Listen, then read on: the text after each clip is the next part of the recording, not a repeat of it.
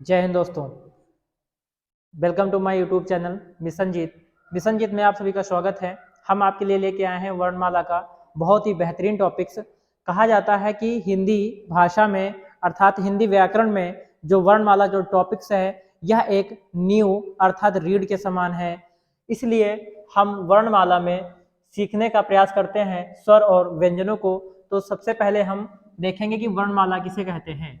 वर्णमाला वर्णों का व्यवस्थित समूह कहलाता है, अर्थात वर्णों के व्यवस्थित समूह को हम वर्णमाला कहते हैं। जिस तरह से का के बाद में खा और खा के बाद में गा और गा के बाद में घा और अंगा आता है, उसी के साथ साथ जैसे अगर हम आपसे कहें कि का के बाद में खा नहीं बल्कि गा आता है और गा के बाद में घा नहीं बल्कि अंगा आता है, तो यह एक वर्णों का अव्यवस्थित क्रम बन जाएगा, जो कि परिभाषा आपकी गलत हो जाएगी।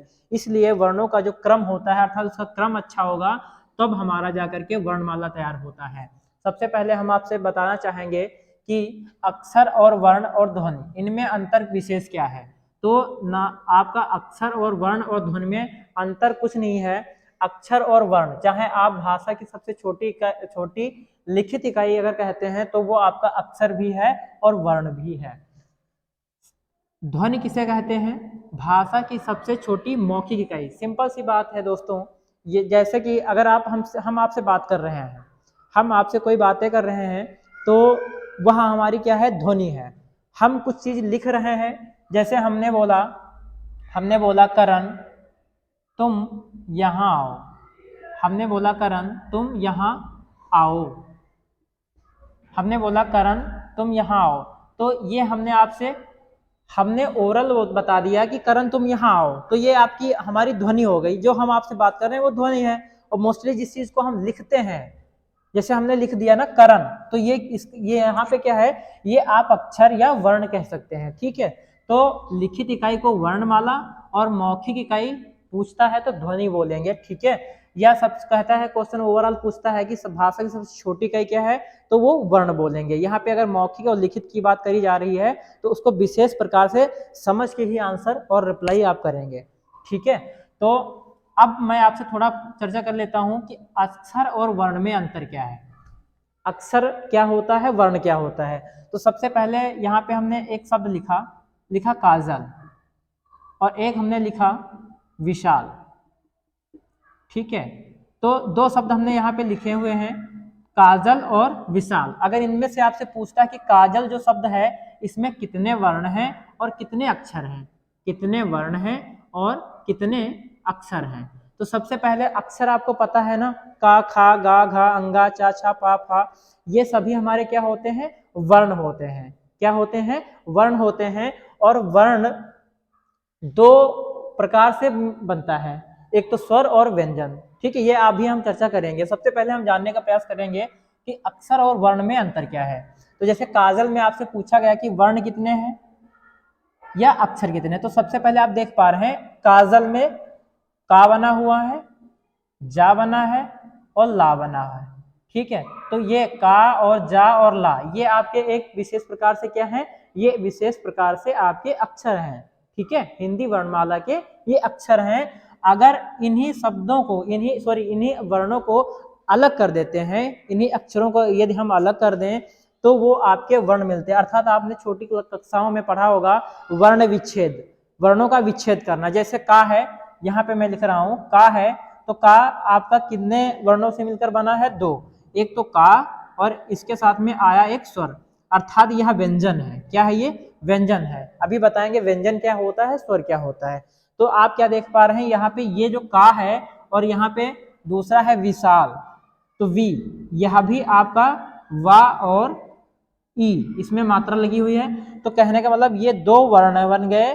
ठीक है, ये दोनों क्या है? वर्ण है। और इसमें जो का है और वी है ये आपके अक्षर हैं। तो सबसे पहले बताएंगे वर्णों की जो संख्या है इसमें देखो कितनी है। तो यहाँ पे का और आ, यहाँ से जा और आ मिलकर बनेगा, यहाँ से ला और आ मिलेगा, तो दो ये और दो ये। तो आपके टोटल वर्णों की संख्या कितनी है? 6 वर्ण है। किसी शब्द में क्वेश्चन अगर बहुत ज्यादा मोस्ट आपसे इंपॉर्टेंस पूछेगा, अगर बहुत ही डीप पूछेगा, तो सबसे पहले यही पूछ सकता है कि काजल कोई शब्द दे देगा एग्जाम में, कोई शब्द दे दिया, जैसे मान लो रघुवीर दे दिया, बोलेगा रघुवीर में शब्द कितने हैं, तो रघुवीर 4 अक्षर हैं, उन्हीं को जब आप तोड़ लेंगे, अलग कर लोगे स्वर की सहायता से, तो आपके वर्ण निकल के आ जाएंगे। समझ में आया? ठीक है, उसके बाद हम चर्चा करेंगे वर्ण। ठीक है, जो कि आप ऊपर पढ़ चुके हैं वर्ण क्या है। इसके प्रकार जो हैं वो कितने हैं, आप देख पा रहे हैं, इसके 2 प्रकार हैं, स्वर और व्यंजन। स्वरों की संख्या, स्वरों की जो संख्या है आप देखिएगा, स्वरों की जो संख्या है 3 प्रकार से बताई गई है। नंबर 1, अगर आपसे पूछता है कि मूल स्वरों की संख्या कितनी है, तो मूल स्वरों की जो संख्या है 11 है, अर्थात हिंदी में हम 11 स्वर बोलते हैं। मूल स्वर आपके 11 हैं। अगर आपसे कहता है कि लिखित आधार पर कितने हैं, लिखित आधार पर, तो आपके 13 स्वर हैं। अगर आपसे पूछता है उच्चारण के आधार पर कितने हैं, तो 10 स्वरों को बताया गया है। आपने क्या हमने बताया कि स्वरों की संख्या मूल रूप से 11 है, लिखित आधार पर 13 स्वर हैं, उच्चारण के आधार पर 10 हैं। किस प्रकार हैं वो हम यहाँ पे लिखे हुए स्वरों को पढ़ करके समझने का प्रयास करेंगे। आ, ई, बड़ी ई, छोटा ऊ, बड़ा ऊ, ऋषि, ए, आए, ओ, औ, अन और आ। टोटल काउंट करेंगे 1 2 3 4 5 6 7 8 9 10 11 12 13 13 स्वर हैं। तो हमने लिखे हुए हैं तो ये 13 है, लिखने के आधार पर आपके 13 हो गए। मूल रूप से अगर स्वर आपके 11 हैं, वो किस आधार पर है, तो सिंपल सी बात है, इनमें से अन और आह को अगर आप बाहर कर देते हैं तो आपके 11 स्वर मूल रूप से बचते हैं, क्योंकि इन्हें ना तो पूर्ण रूप से ये स्वर हैं और ना ही पूर्ण रूप से ये व्यंजन है, अर्थात यह एक अयोगवा वर्ण है। इसकी चर्चा हम अभी बाद में करते हैं। सबसे पहले आप जानेंगे कि उच्चारण के आधार पर कितने हैं, तो उच्चारण के आधार पर आपको आपका वहां से ऋषि भी हटा देते हैं। ऋषि, अन और आ, ये आपका काउंट नहीं होता। वैसे हम क्या पढ़ते हैं, आ, आ ई उ ऊ ए आए ओ आओ, बस बात खत्म। तो इस प्रकार से हमारे 10 हैं, मूल रूप से 11 हैं। अब देखो तीनों को निकाल दिया हमने, 2 को निकाला तो आपके 1 2 3 4 5 6 7 8 9 10 11 11 बच रहे हैं। 3 को निकाल दिया तो आपके कितने बच रहे हैं, 1 2 3 4 5 6 7 8 9 10 बच रहे हैं। इतनी बात समझ में आई। साथ में हम इनका उच्चारण स्थान भी देखने का प्रयास करेंगे। आ और आ, ठीक है, ई और बड़ी ई, ऊ और बड़ा ऊ। तो आ और आ का उच्चारण स्थान क्या है, आप जोर से बोलते हैं आ, तो आवाज आपकी यहां से निकलती है। एक बार प्रैक्टिकल करके देख सकते हैं। हाँ, ठीक। तो आ बोलेंगे तो आपकी आवाज यहां से निकल रही है, अर्थात गले से आ रही है। तो आ और आ का उच्चारण स्थान, स्वरों का उच्चारण स्थान क्या हो जाएगा, कंठ हो जाएगा। क्या हो जाएगा, कंठ हो जाएगा। ई और ई,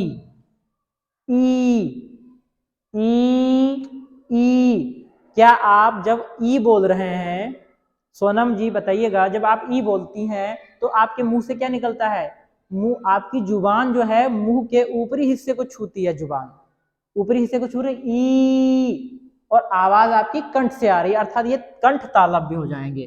कंठ ताल, क्या हो जाएगा, कंठ ताल। समझ में आ रहा है सौरभ कुमार जी? जी, कंठ ताल हो जाएगा। ऊ, ऊ, ये आपके ओष्ठ हो जाएंगे। क्या हो जाएंगे, ओष्ठ हो जाएंगे, ओष्ठ। इनको बोलने के लिए आपका जो मुंह है वृत्त के समान बनता है। ऊ, देखो बन रहा, मेरा बन रहा ना, आपका भी बनेगा, आप करके देखिए। ऊ, ऊ, तो आपका वृत्त के समान, अगर आपके होंठ जो है वो वृत्त के समान बन जाते हैं, सर्कल टाइप बनता है, तो आपके वो क्या हो जाएंगे, ओष्ठ हो जाएंगे। री को बोलने में हमें किसी भी स्वर तंत्र की जरूरत नहीं पड़ती है, अधिकांशतः मुख्य रूप से तो ये आपका मूर्धन्य स्वर है। 1 नंबर में क्वेश्चन ऐसे ही पूछा जाता है, क्योंकि इसको, ये अकेला बेचारा है तो इसको कोई विशेष ध्यान नहीं देता है। पूछ सकता है कि री जो स्वर है वो उसका उच्चारण स्थान क्या है, तो आप क्या बताएंगे, मूर्धन्य बताएंगे। ए आयो आए, ए आए, तो ये आपके कंठ तालव्य हो जाएंगे। क्या हो जाएंगे, कंठ तालव्य। ठीक है, क्या हो जाएंगे, कंठ तालव्य। ए आए, कंठ ताल। इस तरह से लिखा होता है, कहीं कहीं पे इस तरह से लिखा होता है, कंठ तालव्य, कंठ तालव्य। ओ आओ, ओ आओ कंठोष्ठ, इसका क्या बनेगा, कंठोष्ठ हो जाएंगे। इनका उच्चारण स्थान क्या है, कंठोष्ठ, कंठोष्ठ, कंठोष्ठ, अर्थात कंठ और ओष्ठ से इनकी आवाज आती है। इसको बोलने के लिए कंठ और ओष्ठ का प्रयोग होता है। अब हम बात करते हैं अन क्या है, तो अन आपका अनुस्वार है।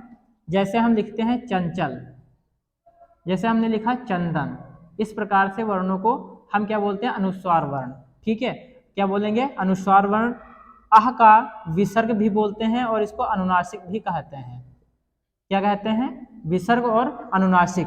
अगर इसका उच्चारण स्थान अगर आपसे कोई पूछता है तो आप बताएंगे कंठ, क्या बताएंगे, कंठ बताएंगे। और अन का उच्चारण स्थान पूछता है तो आप नासिक के बताएंगे, अर्थात इसकी जो वॉइस है वो आपके नाक और मुंह दोनों से निकलती है। उसके बाद हम चर्चा करते हैं व्यंजनों की संख्या। तो व्यंजनों की जो संख्या है वो 33 है। कितनी है, व्यंजनों की संख्या मुख्य रूप से 33 मानी गई है। अंतस्थ व्यंजन, व्यंजनों के कुछ मुख्य प्रकार हैं जिनमें से आप देख पा रहे हैं, अंतस्थ व्यंजन, ऊष्म व्यंजन, द्विगुण व्यंजन और संयुक्त व्यंजन।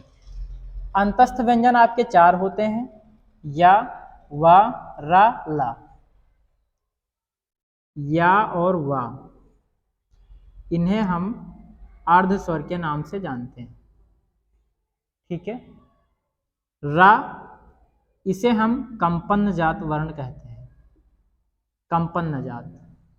अब कहेंगे कंपन जात कैसे कहते हैं, तो आप रा बोलते हैं जब राम, राकेश, तो रा को बोलने के लिए आपकी जुबान बिल्कुल ऐसे ऐसे लड़ती हुई आपकी मुंह के अंदर ऐसी जिह्वा आपकी लड़ती है जैसे आप चिड़िया उड़ा रहे हैं, हुर्र, रा बोलते हैं ना, रा। तो जब जुबान आपकी कई बार आपके मुंह के ऊपरी और निचले हिस्से को जब टच करती है कई बार, तो वह आपका कंपन अर्थात कपकपी जैसी आवाज जब निकलती है तो वहां पे आपका क्या हो जाता है, कंपन जात वर्ण। ठीक है, और इस वर्ण का, और यह जो वर्ण है ला, इसको हम पार्श्विक व्यंजन बोलते हैं। क्या बोलते हैं, पार्श्विक व्यंजन। अब मैं बात करूंगा इनके उच्चारण स्थान की। तो या जो है, या का जो उच्चारण स्थान है वो तालु है। वा का उच्चारण स्थान, वा का उच्चारण स्थान वा, इनका कंठोष्ठ है, कंठोष्ठ, इनका उच्चारण स्थान कंठोष्ठ है। रा का उच्चारण स्थान मूर्धन्य है, अर्थात इसको हम मूर्धा भी बोलते हैं। ला का उच्चारण स्थान दंत है। मैं आशा करता हूं कि ये चीज आपको अंतस्थ व्यंजन समझ में आए होंगे। अब हम चलते हैं ऊष्म व्यंजन की तरफ। ऊष्म व्यंजन आपके 4 हैं, जिनमें से सा, शा, श और हा है।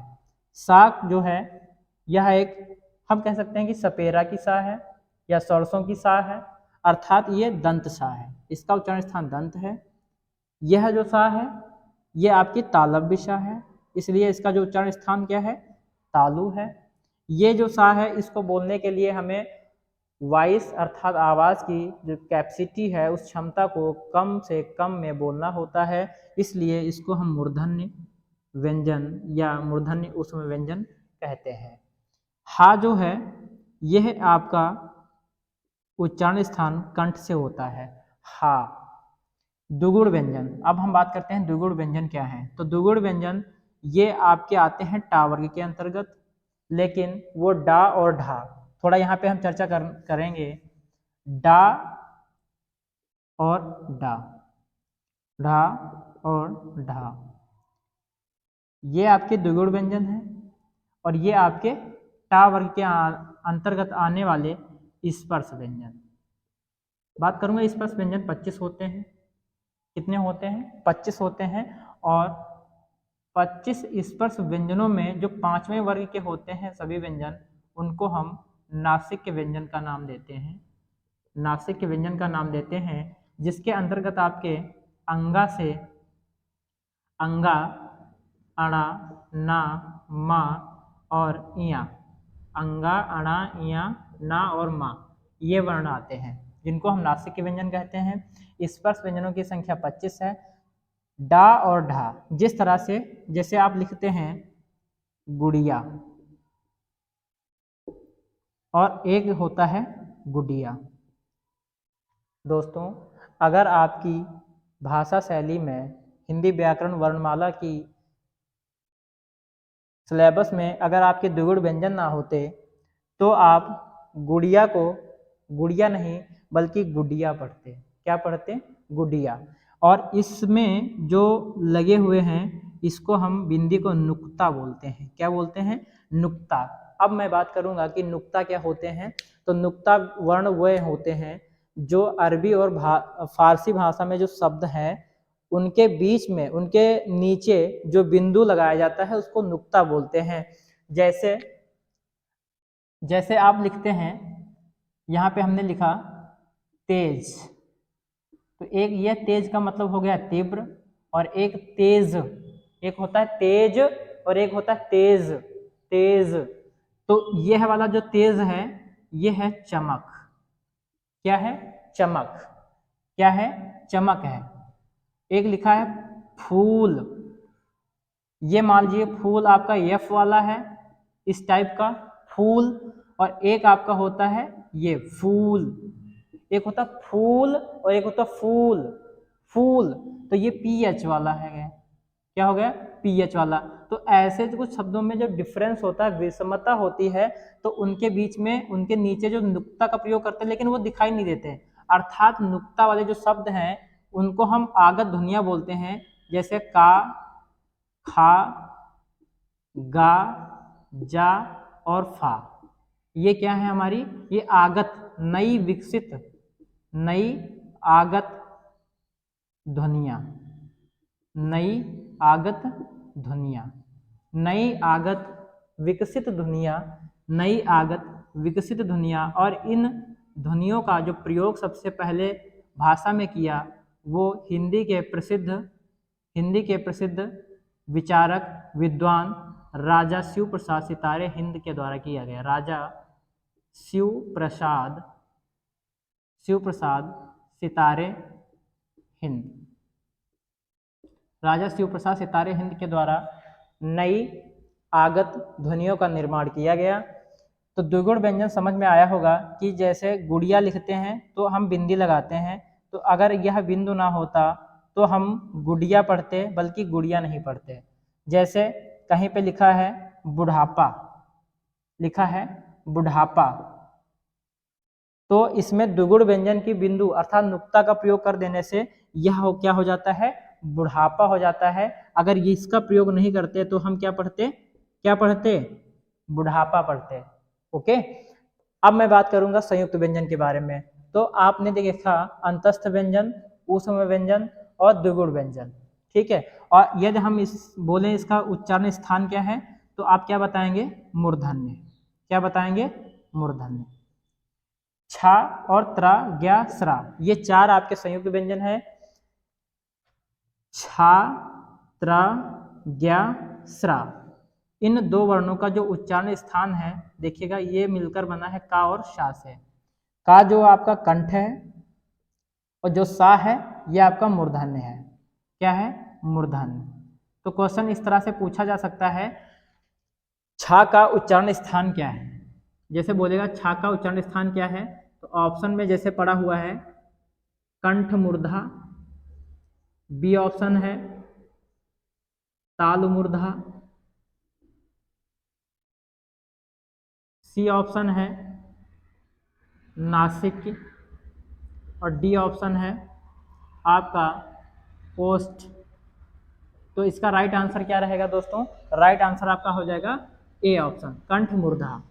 उसके बाद त्रा आप देख पा रहे हैं, तो त्रा, ता आधी ता से और रा से मिलकर बनता है, तो यह आपका ताल हो गया और प्लस मूर्धन्य। क्या हो गया? मूर्धा। ताल मूर्धा अर्थात त्रा का जो उच्चारण स्थान है वो मूर्धा है। ज्ञा, तो ये बन गया जा और यहाँ से। जा जो है ये आपका क्या है? जा, का, च, ट, त, चा, छा, जा, चा, ताल। क्या हो गया? ये ता, सॉरी ये दंत है, ता बाय मिस्टेक, ये दंत होगा आपका, दंत। और जा जो है ये आपका ताल है। यहाँ पे सही कर लीजिएगा, जो ता है ये दंत है, दंत मूर्धा होगा त्रा से। जा जो है ये तालु है, और इया, इया आपका किस में आएगा, ता का चा छा जा झा इया, ये भी आपका तालु में होगा। तो इसमें हम कोई दिक्कत नहीं है। ज्ञा और स्रा, ज्ञा और स्रा, स्रा है ना, ये सा है और ये रा है। तो स्रा आपका क्या है, हमने यहाँ पे बता रखा है तालु, और रा मूर्धा, अर्थात यह जो वर्ण है ये आपका हो जाएगा तालु प्लस मूर्धा, तालु प्लस मूर्धा। तो जो स्रा का उच्चारण स्थान है वो क्या है, तालु और मूर्धा से है। ज्ञा का उच्चारण स्थान तालु से है, त्रा का उच्चारण स्थान दंत मूर्धा है, छा का उच्चारण स्थान कंठ मूर्धा है। छा जो है वो का प्लस सा से मिलकर बना है। त्रा का उच्चारण स्थान जो त्रा है वो ता प्लस रा से मिलकर बना है। ज्ञा और जो है वो जा और इया से, और स्रा जो है सा और रा से। ध्यान रखिएगा इन चारों वर्णों का जो अलग है, अलग अलग का विच्छेद है वो ध्यान रखना। अगर छा कहे तो का के नीचे इस वाले हलंत को, जो कि वर्ण के आधा होने को बताता है, इसको मत भूलिएगा, वरना आपका क्वेश्चन का आंसर गलत हो सकता है। इसलिए इस हलंत को विशेष ध्यान में रखते हुए इसको लगाना कोई भी बच्चा नहीं भूलेगा। त्रा को तो ता के नीचे ता आप लिखेंगे तो इसके नीचे हलंत जरूर लगाएंगे, और यह व्यक्त क्या करता है, क्या करता है मोहन राम जी, क्या करता है, हाँ ये क्या करता है, ये आधे वर्ण होने को व्यक्त करता है, ता और रा से। That's very good. तो मैं आशा करता हूं कि आप लोगों को वर्णमाला से स्वर, व्यंजन, अंतस्थ व्यंजन, ऊष्म व्यंजन, द्विगुण व्यंजन और संयुक्त व्यंजन बहुत ही बाखूबी से समझ लिए होंगे। तो अभी तक हमने क्या पढ़ा, अभी तक आपने पढ़ा है व्यंजनों को और स्वरों को। अगला जो टॉपिक हमारा होगा नेक्स्ट वीडियो में, जो हमारे वीडियो पर नए हैं और जो पहली बार आए हैं तो कृपया वीडियो को शेयर करें, लाइक करें और हमारे मिशन जीत यूट्यूब चैनल को सब्सक्राइब करके हमें आशीर्वाद प्रदान करें। अगले वीडियो में हम स्वरों का वर्गीकरण और व्यंजनों का वर्गीकरण करेंगे।